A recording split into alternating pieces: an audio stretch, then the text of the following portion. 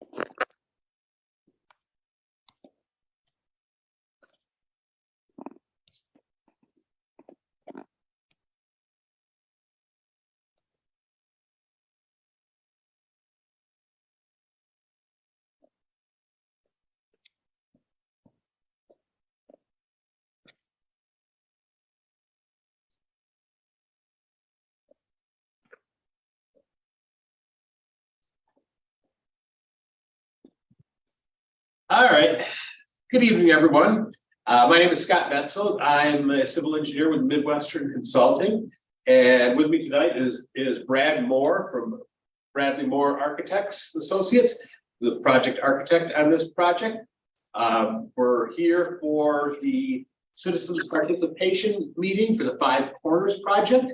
I'm going to turn it over to Brad. He's going to explain exactly what this meeting is about and how it affects you and how we can help you to understand what the project is. Yeah, so we have engaged in a process to propose a new development in the city of Ann Arbor, located between Packard and State Streets, south of their actual intersection. And as part of the process, we are required to hold citizen engagement activities while we're still in the beginning stages of the design to answer any questions and solicit any comments. I'll first like just to give a broad overview of the process in general for those of you who are attending and might not be familiar with the process in Ann Arbor. And then I'll introduce the other team members and we can get a presentation of the current schematic design.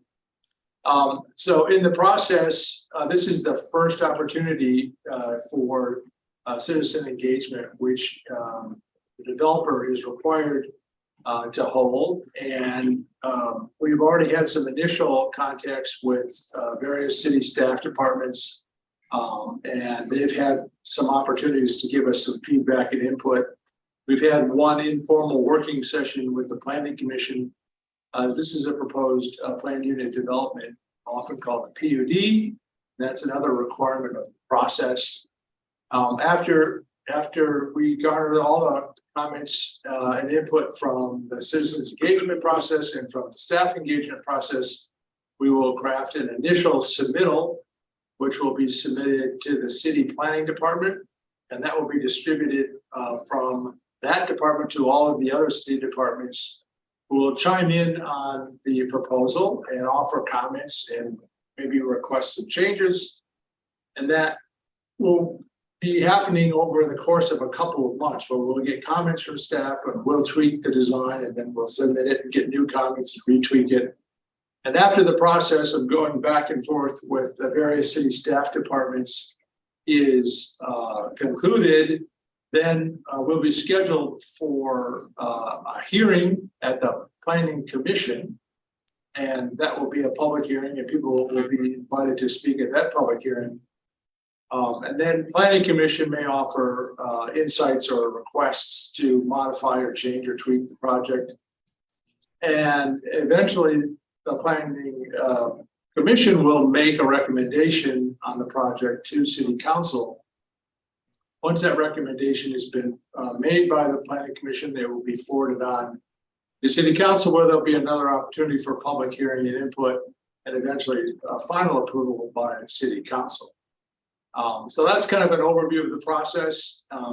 If anybody has any questions about that, we'll be happy to answer those questions as well as any questions about the project. But at this point, I'd like to introduce the lead architects for the project, Michael and Salem from QPK Architects, and they'll be able to run through the current schematic design. We'll be able to show you where the actual boundaries of the proposed site are and how we intend to organize things like parking and stormwater and retail spaces and residential spaces. But it is largely a student-focused residential project. And with that, I will turn it over to QPK. I don't know, Michael, Salem, which of you wants to take the lead? I'll begin. Thank you, Bradley. My name is Michael O'Shea, architect and partner with QPK Design, working in concert with Midwestern and Bradley Moore Associates. A little background about the firm. We are located in New York, registered to practice architecture in 27 different states throughout the country, specializing in student housing. We are upstate New York, right? Yes. Upstate New York, right? Yeah. Right in the middle of the state, in Syracuse. Not only do we practice architecture, but we're also geotechnical engineers, structural engineers, interior designer, and execute site and civil. As Bradley said, this is largely a student housing focused project, which is what we specialize in. Salem is my associate here, Salem LaHood. He's going to pull up the drawings now, and we're going to take you through the design. I'll reiterate Bradley's words again. This is a conceptual level effort at this point, and we look forward to your participation and comments on the project. Let me stop you for just a second, because we've had some new people join. For all the new people that have joined, if you wouldn't mind, please, would you press the chat tab and leave your contact information, your name, your email, and your telephone number. We have to keep attendance for City of Ann Arbor requirements, and it also makes it easier for us to distribute information that we may not have available to us right now at a later date for all you participants. Thank you. Sorry for interruption. No, not at all. Salem, if you want to go ahead and pull up the Scott, I think it says host disabled participant screen sharing, so you've got to allow me to share the screen. All righty, let's see if we can do that. Multiple. You should be able to do it now. All right, we'll try again. I will add, while Salem's doing that, wherever we are in the slide deck as we go through them, if there's questions, please go ahead and ask the question while that particular slide's up, or we can address any concerns at the end. Either way, we're very comfortable with either scenario. So this first slide shows the site context. North is to the left-hand side. The property is bounded by Packard Street on the east and South State Street on the west, Arch Street on the south, and I can try. Can people see the cursor okay? No. And Arbor Street on the north. It entails roughly 11 parcels that are defined by the red line.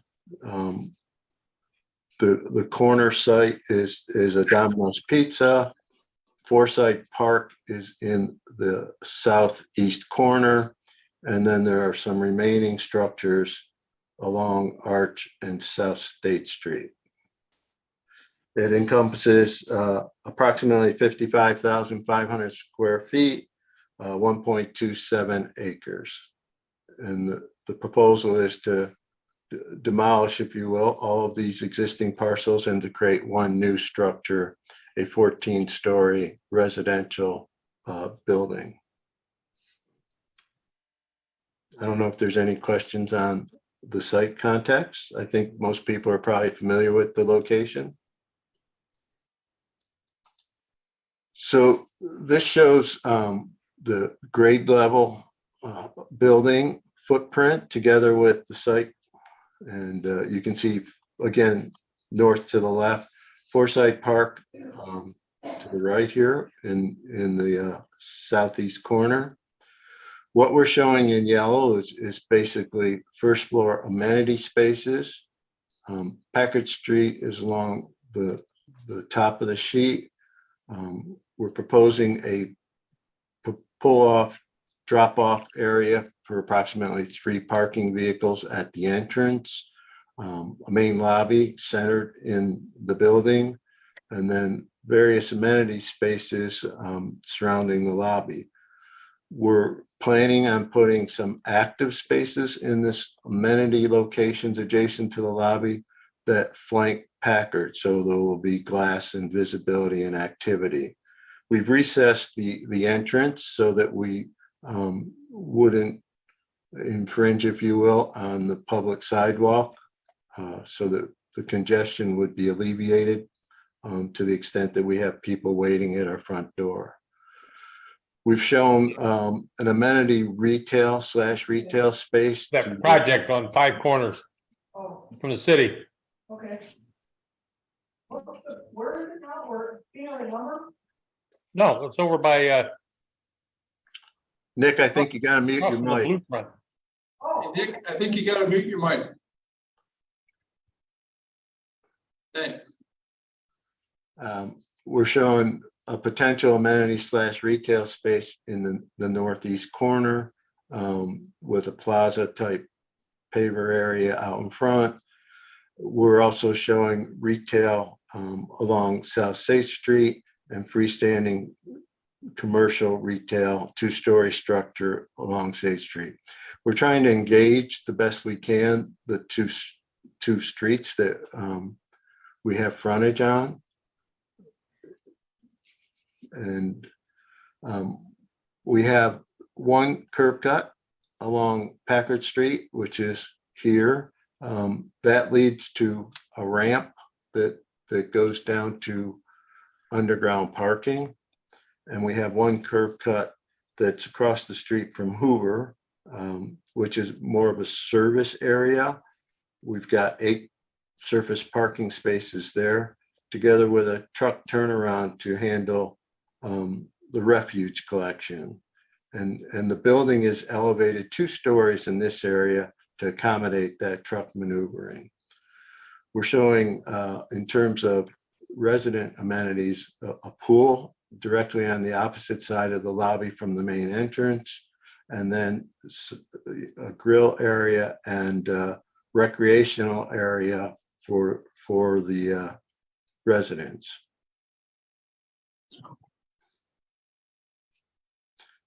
We've also included a number of Class B bike parking spaces underneath the cover.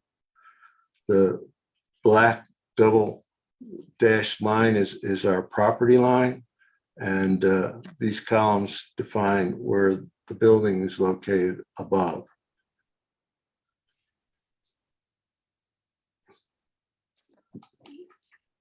This is a plan of the garage level, the ramp coming down from Packard.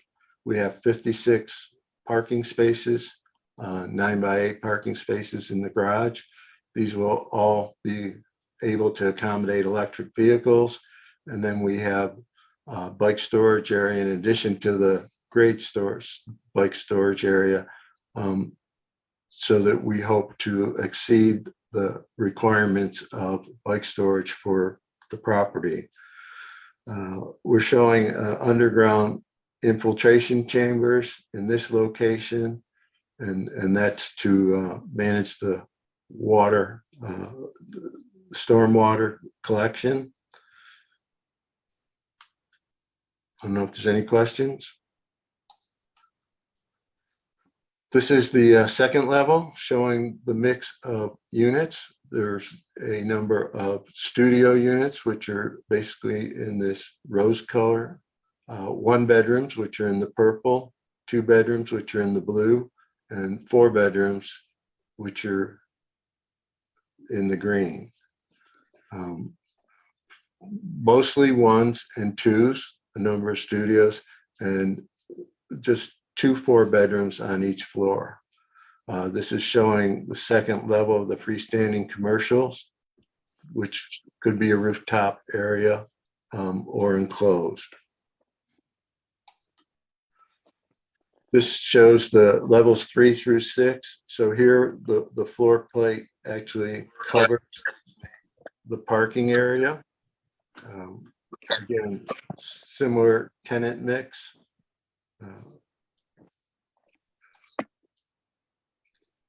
This is level 7 through 13. At level 7, we're showing a rooftop terrace in this location. And the rest of the units are similar to what was on level 2. Level 14, which is the roof level, basically, we're showing a secondary roof terrace at the northwest corner of the site. Again, very similar tenant mix. Roof plan, we're proposing that we will have solar collectors and green roof. They're not identified specifically on this plan, but they will be part of the project, as will LEED certification. We're going to shoot for silver or gold. And then this is a bird's eye view from the northeast, which shows the Packard Street at the diagonal bottom and State Street that runs straight up Arbor Street to the bottom parallel.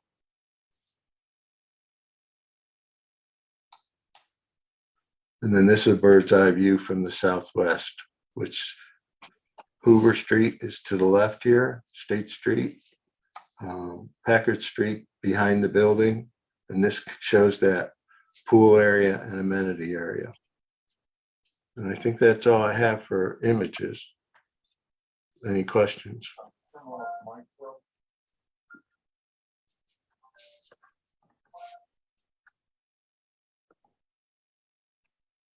Thanks, Salem.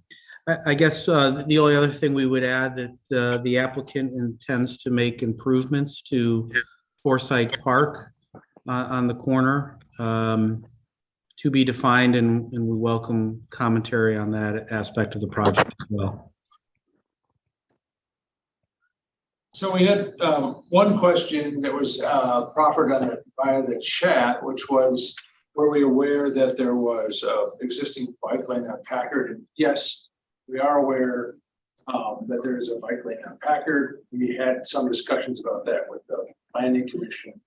Our initial design had a much larger drop off, and they suggested that we reduce the size of the drop off there to minimize the conflicts with any traffic in that bike lane. So the answer is yes, we know it's there and we're trying to work around it. Are you taking questions? Yes. Yeah, regarding the bike lane, that entire State and Packard and to the north of you, Hill Street intersection is one of the most difficult tri-corners to work through on a bicycle. And your design includes students who will have maybe 100+ bikes parking in the facility. I'd like to see a little bit more aggressive use of that potential amenity for those folks. Never mind that I also bike through that intersection all the time if I have to, so it's a personal issue as well. So we just received from the city design drawings from the engineering department. They're in the process of doing some enhancements to the bicycle circulations around that tri-intersection. And so we've just received those and we're reviewing those. Sam, could you go over the areas that we've already identified for bicycle storage on the project? Sure. Basically, we have it's split into two tranches. One is in enclosed bike rooms. And then the other is covered parking that is outside. So Sarah, you want to run through that? Sure. You can see the images? Yes. Okay. So along the south edge of the property, we have an overhang that covers the ramp and the truck maneuvering. And all along there, we're providing 115 Class B bike parking spaces. And then in the garage, we have a bike storage area of over 1,000 square feet to accommodate additional bike storage areas. We're also hoping, because we've recessed the building on the west side, to perhaps provide some additional Class B type bike parking in this overhang area. Is any of the bike parking anticipated to have electric bike charge points? In the Class A space, in the room for the bikes in the basement, we already have anticipated providing outlets for e-bike charging down there.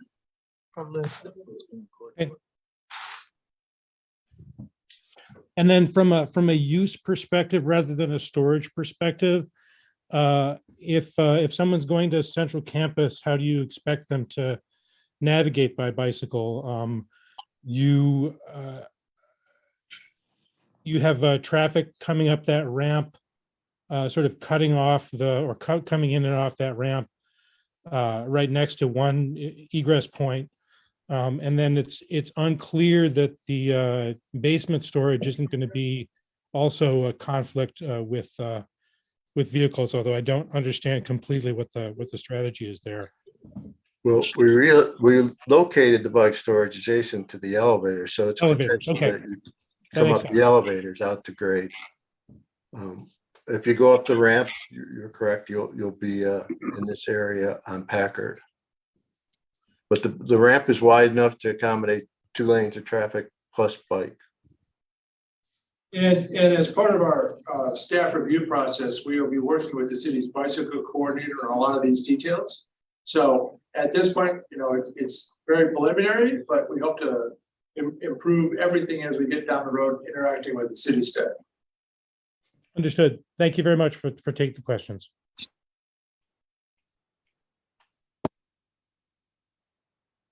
All right. I see Brian has his hand up. Thanks. Hi, Scott, Mike, Salem, and Brad.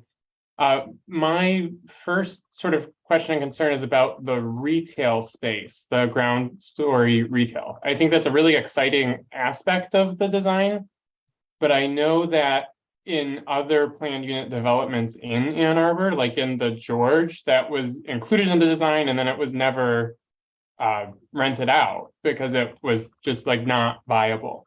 So I'm wondering what you're going to do at this site to make that space viable, and particularly if you're open to some sort of commitment to like a small business retail space, some sort of like subsidized or affordable retail space, and particularly something that might preserve the walkability and livability of the neighborhood, considering there's, like Jack's Hardware there now, what the developers are going to do to bring something like that back into that ground floor retail space. Thanks. Yeah, we've been talking with a few potential tenants at this point, but it's too soon to say that we've got anybody nailed down.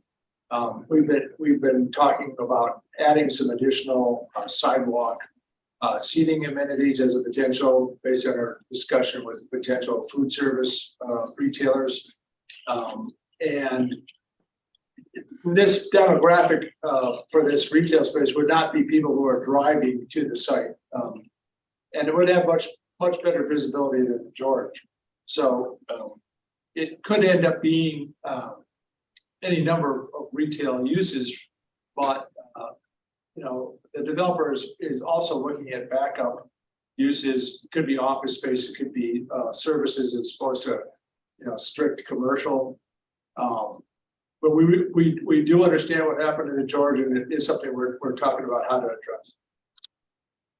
Yeah, certainly our goal would be to get a neighborhood function in there.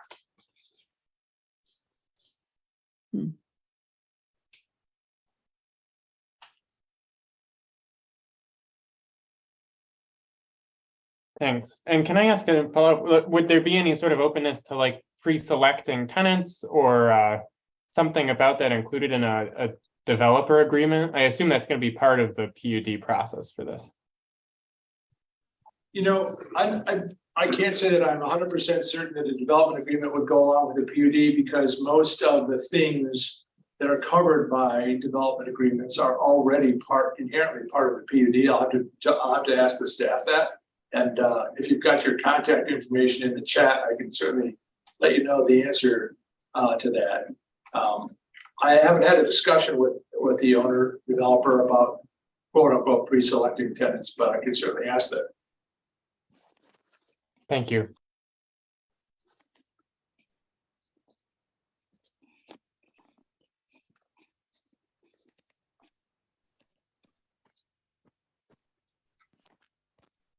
Does anybody else have any questions this evening? I submitted a question. I'm not sure. I put it in the chat, but I'm happy to say it live if that's Go okay. ahead, go live. Okay, no problem. Jeffrey Post here. My family has developed and owned a lot of investment student income property, and I'm also a real estate agent who sells investment property and single family homes quite a bit in this neighborhood. My question was, given the unique design language of a city like Ann Arbor, with a lot of diverse style and architecture, and that area in particular, and then also given the fact that university just announced the central dorm development on Elbel Field, and the design language to be cohesive with other central campus dorms, which have a lower elevation. Why is 14 stories at an elevation consistent with anything in that area, given the fact that there is nothing on that? And if you look at one of the design drawings that you presented, you can see how much of a shadow going on the east side of the building it casts on any of the structures on that side. So I'd love to hear your thoughts on that. I mean, density, I know is one of the directions the city is liking to go, and I'm all for development, but I don't see how that size fits any design language for that area.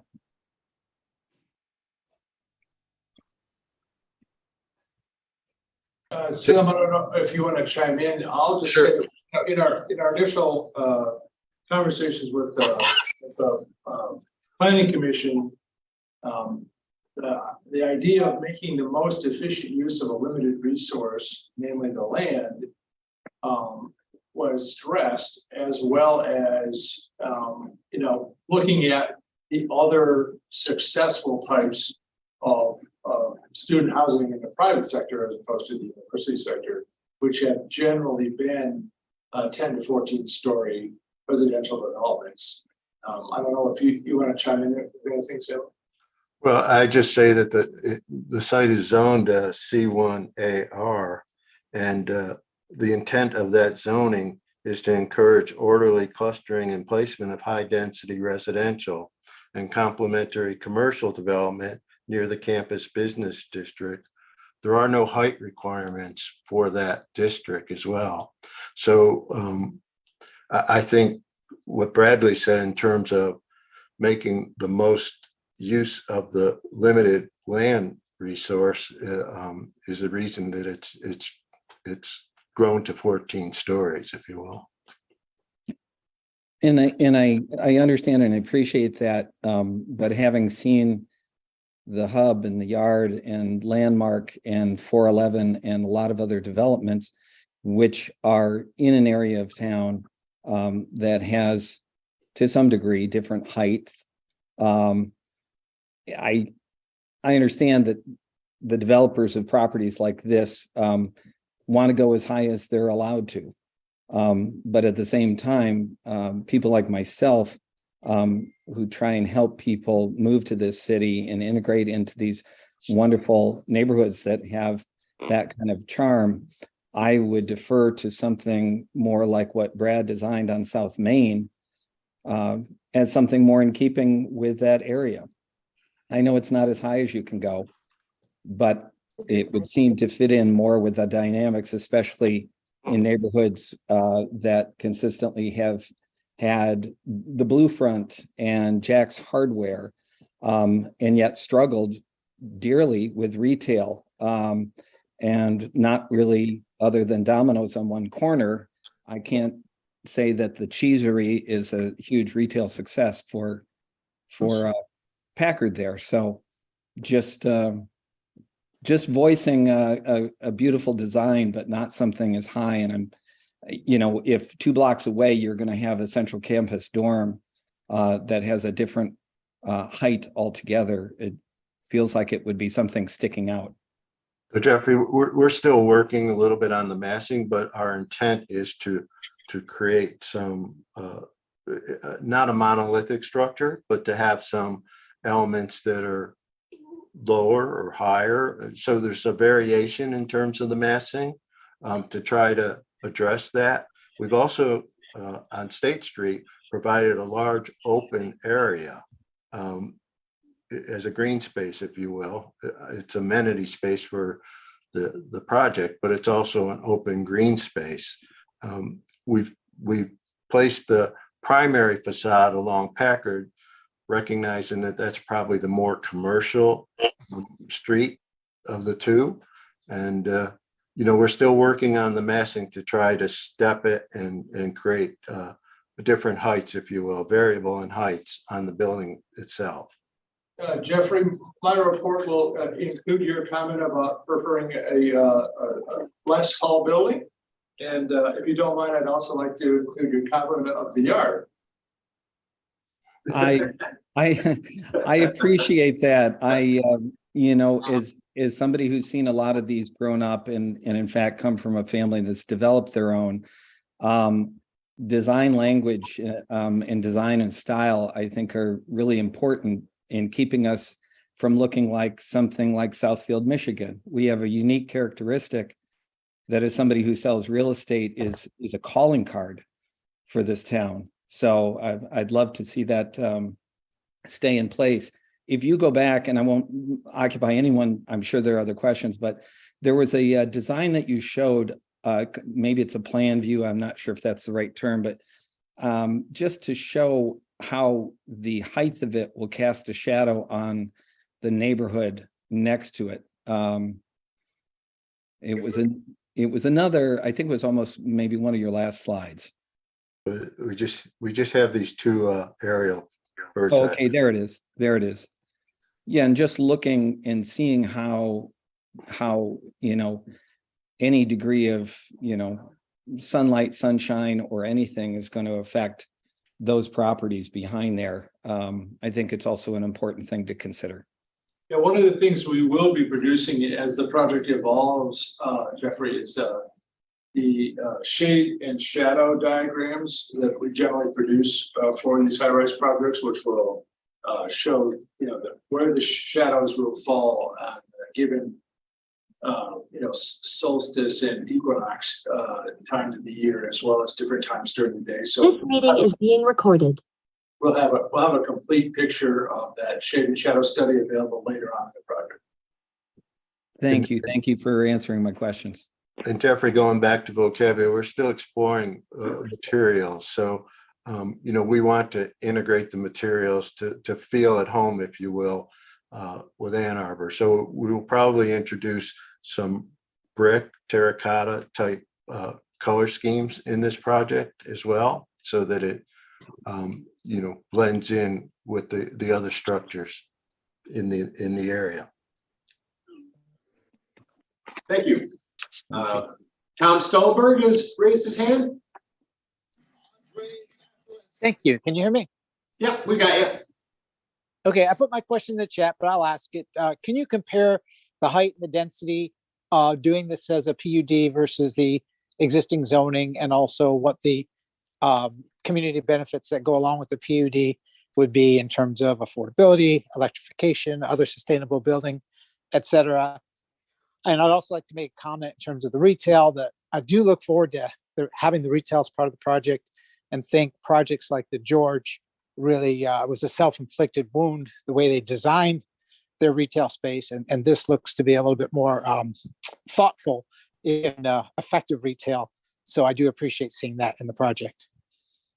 Yeah, so we've already had a discussion about the sustainability components, as you might imagine, at the working session of the planning commission.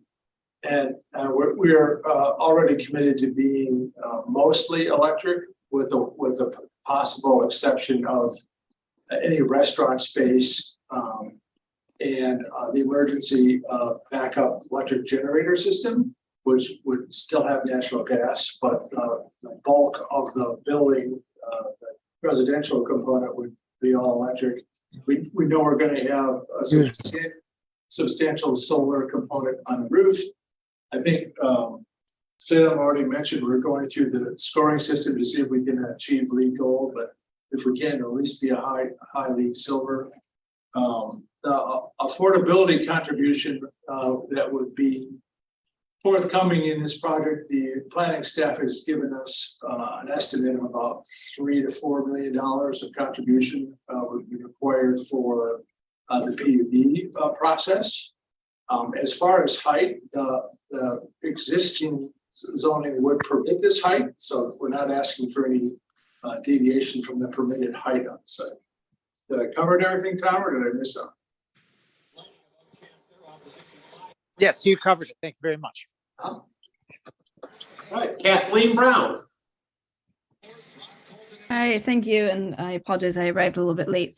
I wanted to echo what Jeffrey Post was mentioning about scale. I cycle past this point every day, so I am concerned about 14 stories when in the vicinity everything is 2 to 3, or maybe up to 3 or 4 if we're thinking about the Coliseum or the Yost ice rink as well. And so I'd be willing to consider it or I'd be willing to support it rather if there was maybe more talk about how this contributes to affordable housing, or is this, and I missed the beginning, so maybe this has already been said, but this is aimed at students. It's like a luxury apartment building, is that right? Yeah, So it's a student-focused residential project. Just wanted to make sure, since you joined late, that you put your contact information in the chat. Thank you. Email address and phone number and name, so that we can get back to you if we need to. And if for everybody who supplies the email address, we will send you a copy of the citizens participation report that is submitted to the planning staff.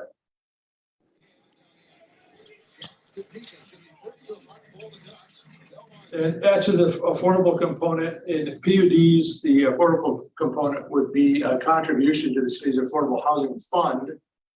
And Jennifer Hall is the lady that administers that department of the city, and she will use those funds to fund affordable housing projects being built throughout the city with those dollars.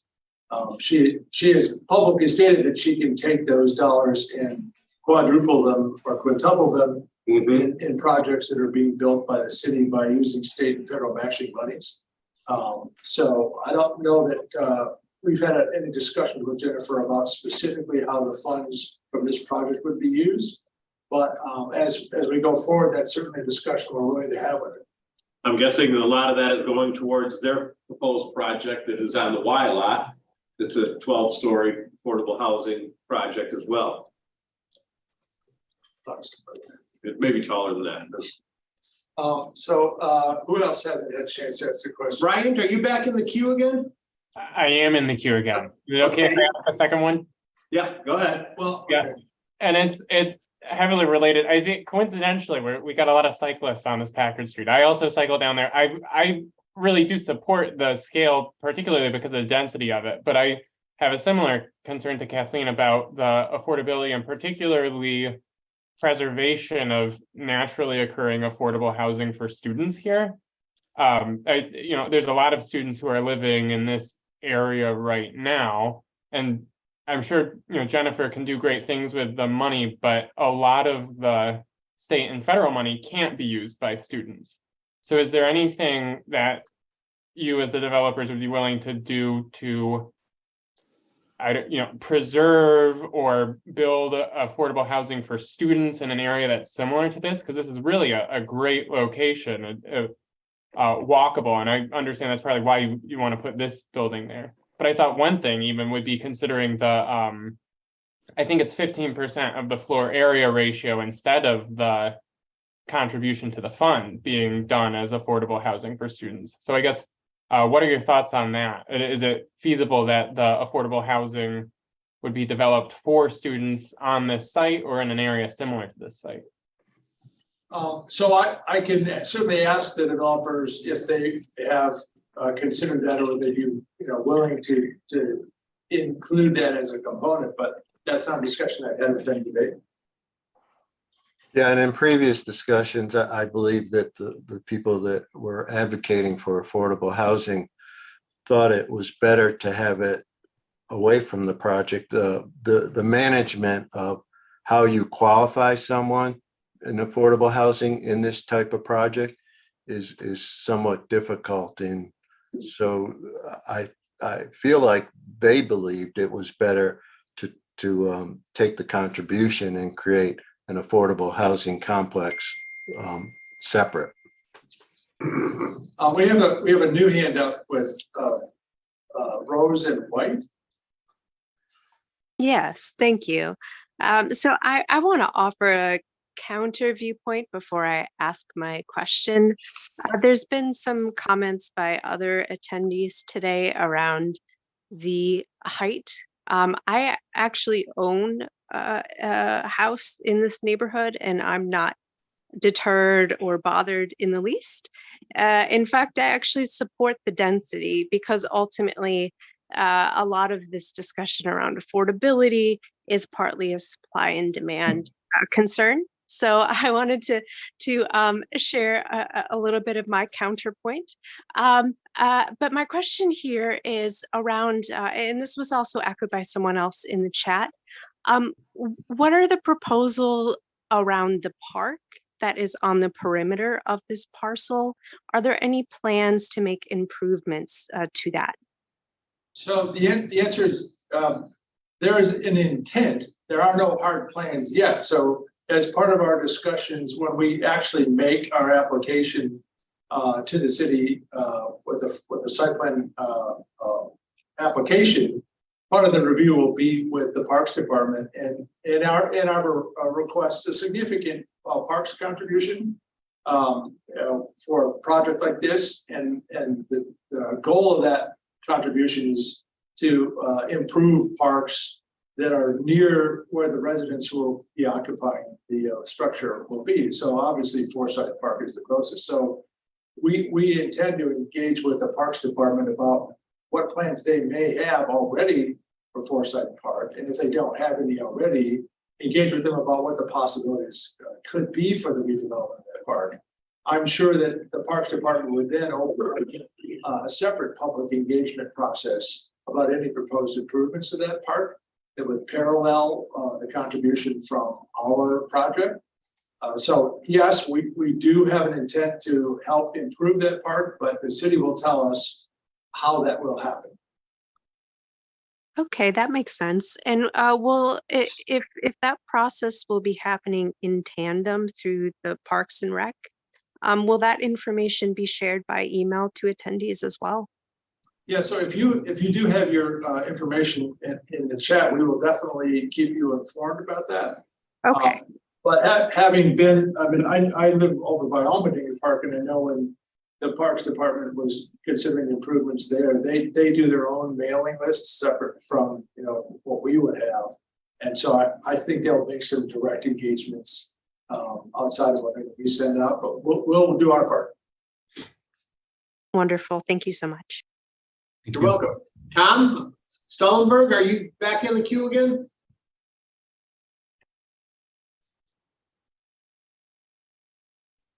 Nope. You're still muted, Tom. If you got your hand up, we didn't know if it was intentional or not. So looking at a couple of questions. Sandy asked, how much parking for tenants is there on site? Salem, you want to answer that? So we have 56 spaces in the garage below, and we have an additional 8 spaces that are primarily meant for service and perhaps visitors, surface parking off of State Street. So there's 56 parking spaces that would be dedicated to the tenants, if you will. Okay. And we were proposed, in the neighborhood of 15 to 20% would be EV installed, that is to say, right from the opening of the project, they would have chargers available. And then we were including the electric capacity and infrastructure to make 100% of them EV over the long haul. Okay. So I apologize. I asked that question. I was late to the meeting. How many tenants in total are you building for? That's still in flux. Sam, what's the latest unit count? We have 413 units. Times two-bedroom No, unit? most of them, a lot of studios in 1 bedroom, so there's 543 beds. But with 56 parking spaces. Amazon, turn on micro. Yeah, that is in keeping with the ratios of the other student high-rise towers in town.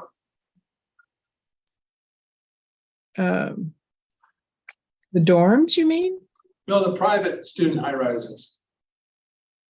Yeah, most of those are, I believe, they are located near parking structures and things. Some of them are, I know. Some are, but I mean, I guess I'm worried about an overwhelming number of cars parked in the neighborhood. We will certainly note that concern. I mean, is there any parking spaces currently available within the neighborhoods right now? sure, there are. But, Most you know. of these student housing developments, a lot of the students, most of them don't have a car. The ones that do have a car, often their cars used for commuting. Obviously, it'd be insanity to like drive away from this development to try to park somewhere on central campus. You could certainly walk there quicker than you could drive and find a parking space if that's the case. I'm more worried about they have to do grocery shopping and then make trips for food. And I mean, if you live in a dorm, that's not a concern. If you live near campus where the eateries are plentiful, this is not a plentiful neighborhood for grocery shopping. You have to drive.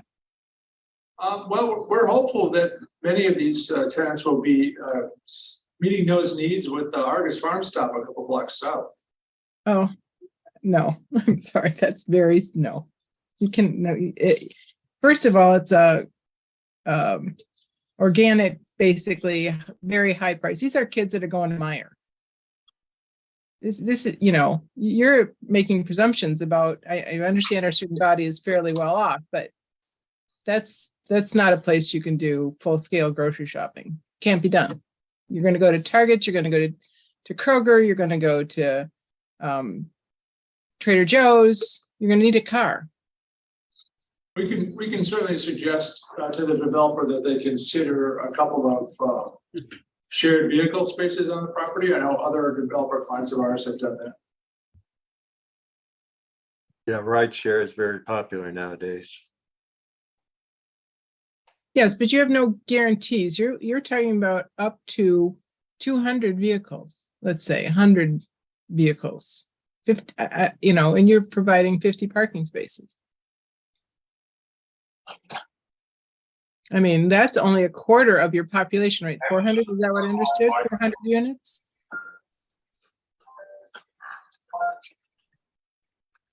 Yes, roughly a quarter. I don't want to see my neighborhood have to go to parking permits, you know, like they have in the Old West Side, I believe, or other parts of town where, you know, you need a permit to park on the street there. But, you know, I don't think you planned sufficiently for that. We will make that note. We've got a couple other people that seem to have joined us recently. Daniel and Eric, can you make sure you put in your contact information in the chat, name, email address, and telephone number? You want to pick one of those? Daniel. Hi there. Can you hear me okay? Yep, we've got you. Yeah, I want to provide a little bit of feedback. I used to, and this is now dating me a little bit, but I lived across the street from where this development was going in, and some of the homes it's replacing, the homes it's adjacent to, they had little driveways, right? And on the parking issue, you'd have a rental unit with 8 or 9 people living in it, and you'd have 4 cars, parked kind of stacked up in the driveway.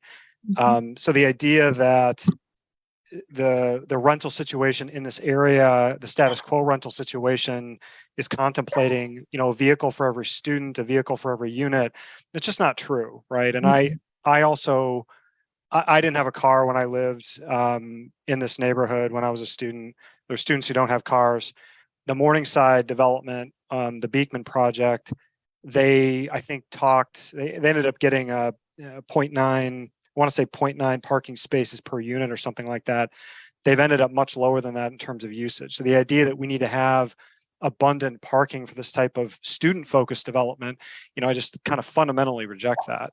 And overall, I think this is fabulous. These are really rundown rentals in this neighborhood, and the home actually next to the one that I lived in was the one that burned down and killed a student.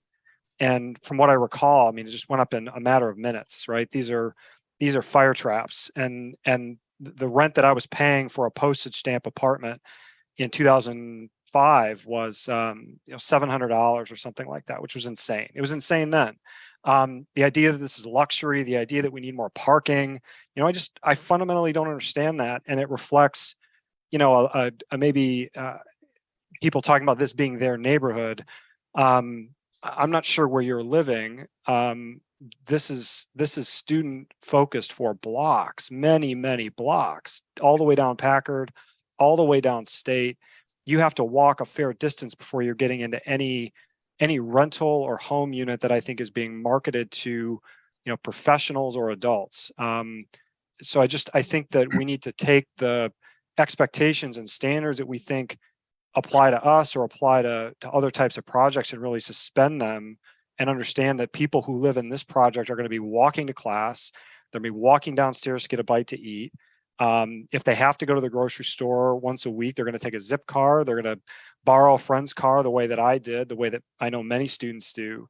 And again, I think this is a great project. Thanks very much. Thank you. We'll note your comments. Thank you, Daniel. Eric Goldberg.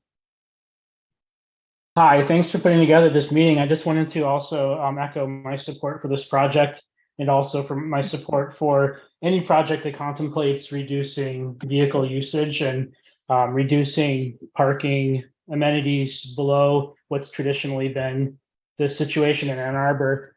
We've been very car focused. I was a student here from 98 to 2002, and I definitely had a car living up on Plymouth Road. I needed a car to do basic things, but I wished I had a denser situation where I had walkable amenities, or I wish Zipcar existed back then. I think that it's important. Like Ann Arbor has a pretty serious CO2 goal that we all kind of agree on as a practical matter and as an ethical matter for climate change. And I think it sends the right tone when we start reducing parking. And someone's going to have to move first on this. Yes, there may be some edge cases or some inconveniences as we adjust to the new normal of not defaulting to getting behind the wheel to do every simple task from going to the post office to going to the grocery store. But we have to start somewhere, and we can't just kind of keep on kicking the can and waiting until all the grocery options and all the Zipcar options become plentiful before we start to create some demand in terms of creating projects that are going to be less car centric. So I love the density, no problem with the height. I also bike by this segment, this street, this parcel in particular, 3 to 5 times a week. I think the only thing I would say in terms of bikeability is it's universally true for Ann Arbor as a whole. I'd love to see more traffic calming and safety measures, potentially protected bike lanes, I think will help.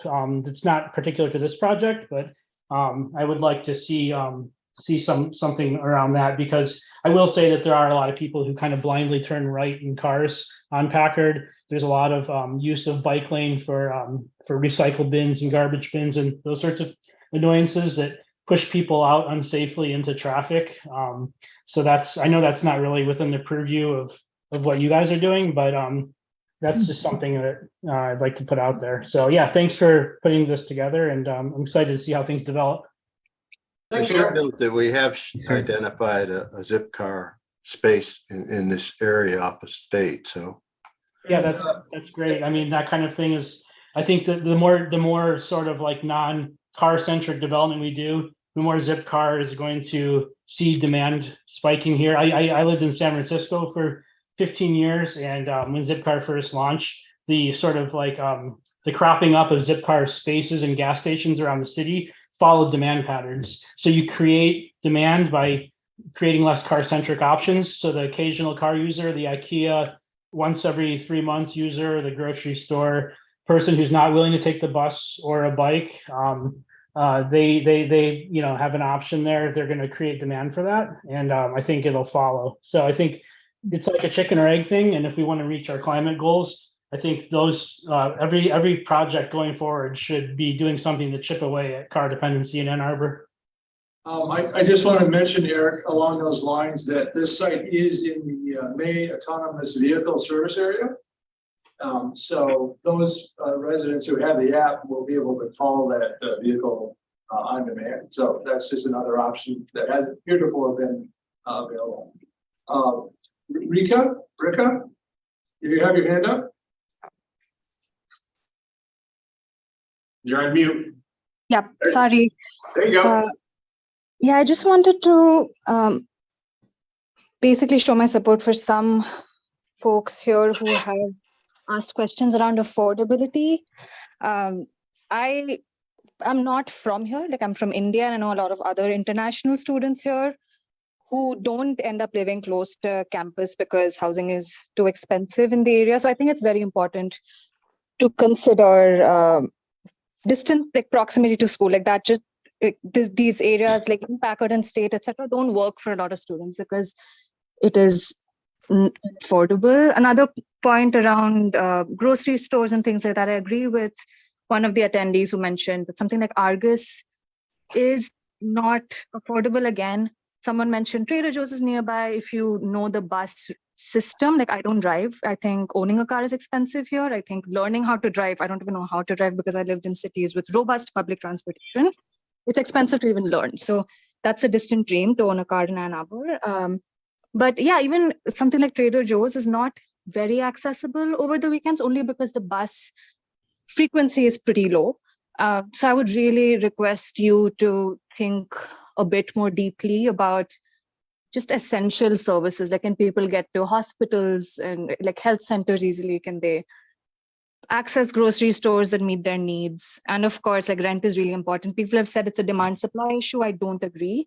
If you've been following some of the discourse around housing and power dynamics between landlords and tenants and things like that, you will find that there are apps that can tell landlords how to set a rate that's somewhat close to market rate. So oftentimes the rent increases that we're seeing here are unsustainable and things like that. So I would not just dismiss questions around affordability by saying it's all about demand and supply. And if you just keep building market rate housing, everything will be okay.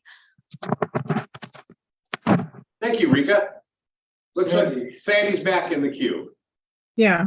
So I just wanted to comment again about the car situation, because I had a nephew that lived not far from this development. It was basically on the corner of White and Arch, in a house that he rented with 5 managers for the football team, lived very close to the football program. They had 4 cars for 6 people. They weren't necessarily driving to the grocery store. Most of the kids were in-state students. They drove home. They drove to their girlfriends.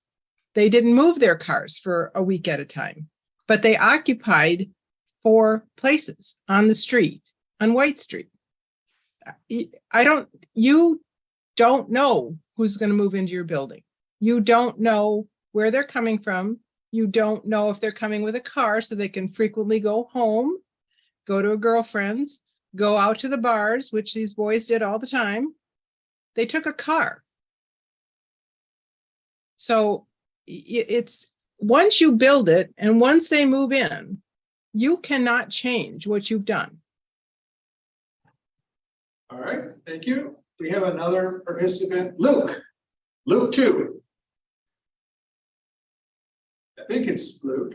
Ken, yeah, thank you. Thank you for allowing me to speak. I think one thing is definitely for the parking availability part. It would be good to reduce the permit parking just from a student perspective. Like, actually, many students, if they're living near the campus, they're actually looking for a very walkable amenity, and yeah, that's something to take note. And also I actually don't quite endorse the retail part because yes, many, like just as students, it's very easy to notice this area that it's actually it's not already offering a very available retail option. And yeah, I probably don't think that replacing it with a residential area is necessarily a bad thing. But I'm just curious for the market rate language. Can you give me kind of a concept of what to expect that for students, what to expect for the price or for something like that? Yeah, can you hear me? Yeah, so I don't know if any rental rates have been fixed yet. I'm sure they'll be competitive with the other student high rises in town, but that will depend on how long it takes to get the project approved, what construction costs are. Too many unknown factors to set rates now, other than to say they'll be competitive in the market. Thanks, Luke. Any other by chat? Sorry, just a little quick follow-up. So when you're developing this apartment, are there any benchmarking you are doing? Like, you want it to be a market rate student rental, and I'm just wondering if you're doing some benchmarks to some other let's say market rent housing around the city. Are you doing this benchmarking, or are you bringing your own standard in this development?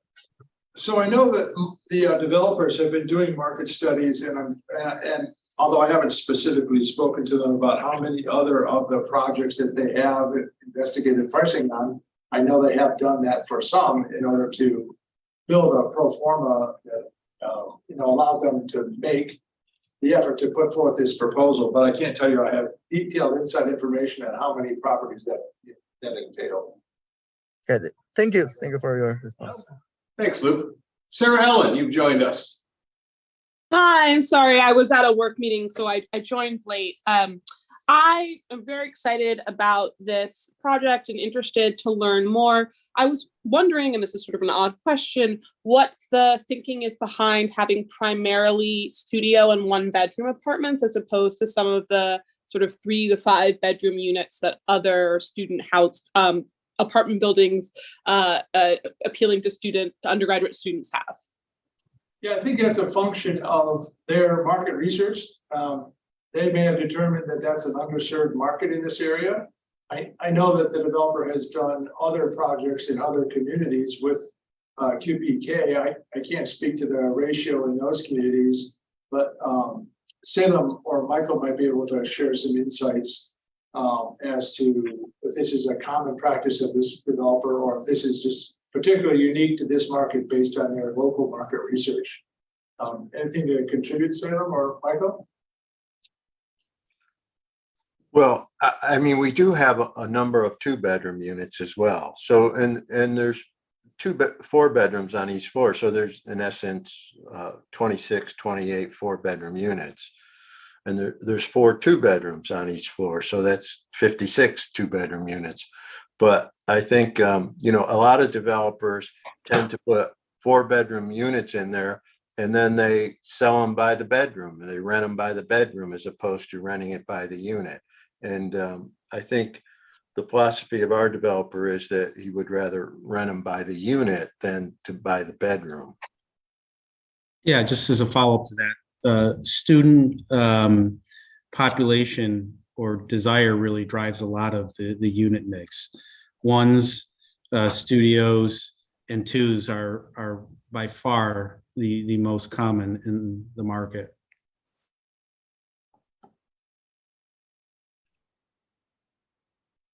All right.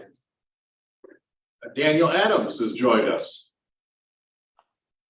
Yeah, I don't mean to belabor the point, but one final comment maybe on the parking thing. There's a lot of comments tonight about affordability and a lot of comments criticizing the parking.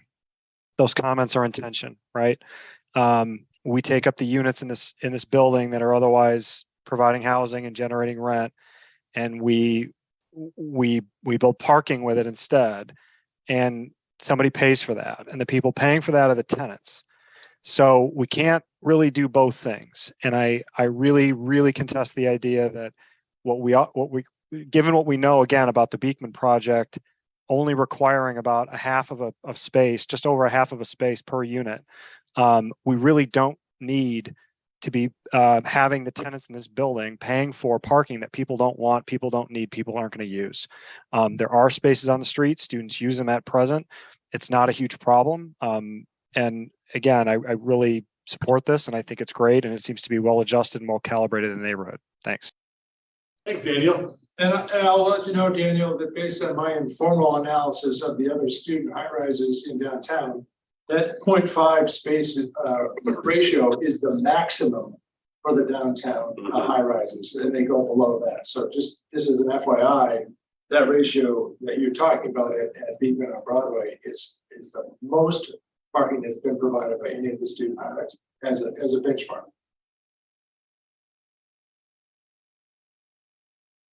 I think we're coming to the end. I believe that more up by the chat. Any questions, we should check on the chat.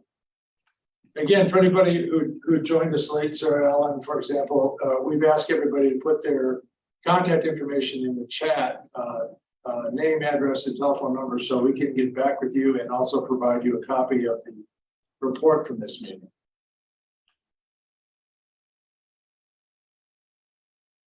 Any other questions?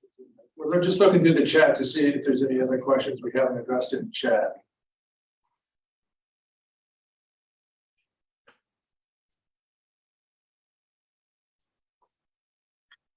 I'm seeing comments, but nothing that really requires responses or communications.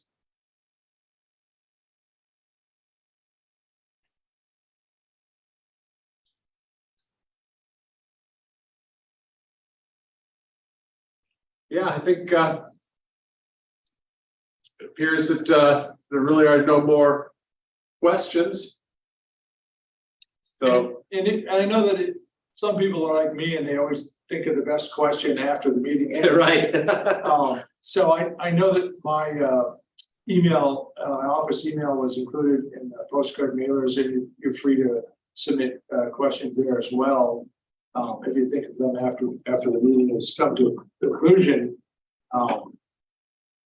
And like I said, there'll be plenty of other opportunities for public engagement as we go through the planning commission and city council project processes, because those always are have a public hearing for budget. I want to thank everybody for coming out this evening. I hope we've answered your questions, and you can follow us on the city's website. Yeah, the city planning website has an update of every project that's going through the pipeline. So as soon as we make our formal application towards the end of this month, you'll be able to track it on the city planning department website page. Very good. Once again, thank you, everybody. Thank you all. Thank you. Good night.